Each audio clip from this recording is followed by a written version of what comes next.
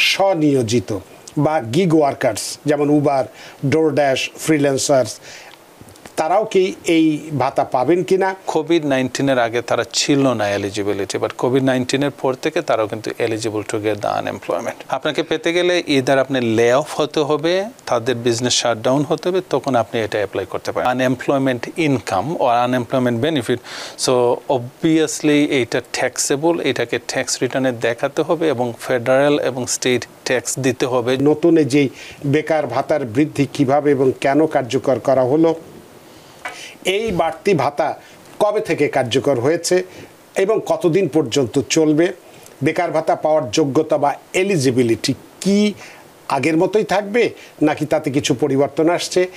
আরেকটি গুরুত্বপূর্ণ প্রশ্ন আপনাকে করতে চাই, সেটি হচ্ছে যে যারা স্বনিয়োজিত বা গিগ ওয়ার্কার্স যেমন উবার, ডোরড্যাশ, ফ্রিল্যান্সার্স, তারাও কি এই ভাতা পাবেন কিনা? আর এই বাড়তি ভাতা পেলে কি করের বা ট্যাক্সের বোঝাও বাড়বে কিনা, বা বেকার ভাতা গ্রহণ করলে পরবর্তীতে ট্যাক্স রিটার্নে কোনো জটিলতা তৈরি হতে পারে কিনা? এই প্রশ্নগুলো একবারেই আপনার কাছে করে রাখলাম যাতে আপনি নিরবচ্ছিন্নভাবে আলোচনাটি চালিয়ে যেতে পারেন। জনাব জাকির চৌধুরী, ধন্যবাদ আপনাকে। আরেকবার কোয়েশ্চন সুন্দর করে করছেন এবং আপনি খুব সুন্দরভাবে দর্শকদেরকে জানাই দিয়েছেন আমাদের আশা ভরসার কথা। ওইদিকে মনে করেন আপনি মানে অনেকটা কবিতার মতো, আপনাকে ক্রেডিট দিতে হবে অফকোর্স। তারপরে আমরা যদি বলি যেমন আপনার আনএমপ্লয়মেন্ট, এটা শুনতে অনেকটা সুখকর লাগে না, বিকজ আনএমপ্লয়মেন্ট তখনই কেউ একজন অ্যাপ্লাই করে যখন ওনার মেজর কোনো একটা কাজ না থাকে, যেমন কোনো কাজে ছিলেন, কাজটা হারাইছেন, এবং কাজটা হারানোটা এমন হতে পারে যেমন আপনার ওনার কোনো হাত ছিল না, হয়তোবা বিজনেসটা গোয়িং আউট অফ বিজনেস হয়ে গেছে, অথবা বিজনেস কম প্রফিট অথবা কম রেভিনিউ জেনারেট করতেছে, অথবা কোনো একটা কারণে এর বিজনেসটা রান করতে পারতেছে না, হয়তোবা কোনো গভর্নমেন্টের কোনো ম্যান্ডেটের কারণে, রাইট? সো এই ক্ষেত্রে আপনি আসলে যদি বিজনেসটা নাই থেকে থাকে তাহলে আপনাকে কীভাবে বা এমপ্লয়িকে কীভাবে তারা রাখবে? তখন অলওয়েজ তারা এনকারেজ করে যে আমরা জানি আপনার এই সিচুয়েশন, বাট অলওয়েজ আপনি একটা স্টেট থেকে হেল্প নিতে পারেন, যে হেল্পকে বলা হয় আনএমপ্লয়মেন্ট অথবা বেকার ভাতা যেটাকে বলা হয়, রাইট? এখন এরা খারাপ হবে, রাইট? মানে ফার্স্ট অফ অল আপনি যেটা বলছেন যে এই অ্যামাউন্টটা ইনক্রিজ অথবা সুখবর যেটা দিচ্ছেন, এটা কেন ইনক্রিজ হলো, রাইট?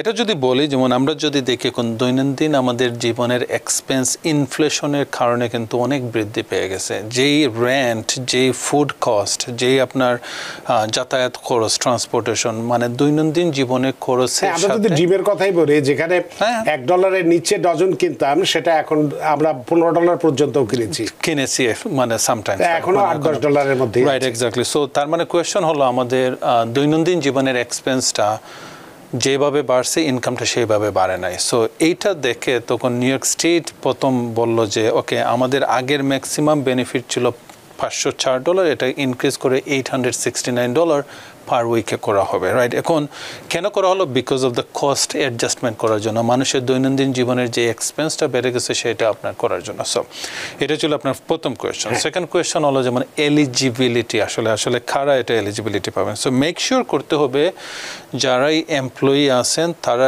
এখনও কাজ করতে রেডি, তাদের যদি বিজনেসটা যদি রান করতো তাহলে স্টিল তারা কাজ করতেন। তারা যদি কোনো একটা কারণে যদি এই বিজনেসটা শাটডাউন হয়, শাটডাউন হওয়ার আগ পর্যন্ত উনি কাজ করতেন। সো বেসিক্যালি আমি যেটা বোঝাইতে চাচ্ছি সেটা হলো যেমন আপনি ফায়ার হতে পারবেন না।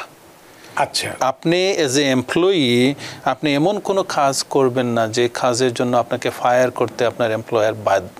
আপনাকে যখন ফায়ার করা হবে দ্যাট মিনস হলো গিয়ে আপনার ফল্ট, রাইট? আপনার fault. Business has nothing to do, বিজনেসে কিন্তু এখনও মানুষের দরকার, বাট বিকজ অফ আপনি কোনো একটা রুলস রেগুলেশন ভায়োলেশন করার কারণে আপনাকে তারা ফায়ার করতে বাধ্য আপনার ফল্টের জন্য।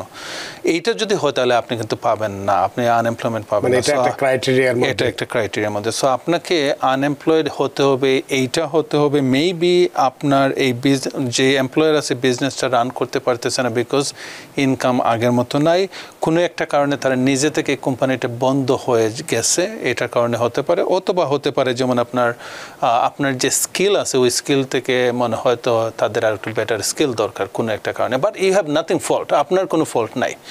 এইগুলো যদি হয় তাহলে সেক্ষেত্রে যদি মানে কথার উপরে কথা, যে আপনি যেটা বললেন যে আমি ফায়ার হতে পারবো না, না, ঠিক আছে, আমি ফায়ার্ড হলাম না। না। কিন্তু যে অফিসে যেখানে বা যে আমি ব্যবসা প্রতিষ্ঠানে কাজ করি, আমার পরিবেশটা ভালো লাগছে না, আমি যদি নিজে ছেড়ে দিয়ে আসি তাহলে?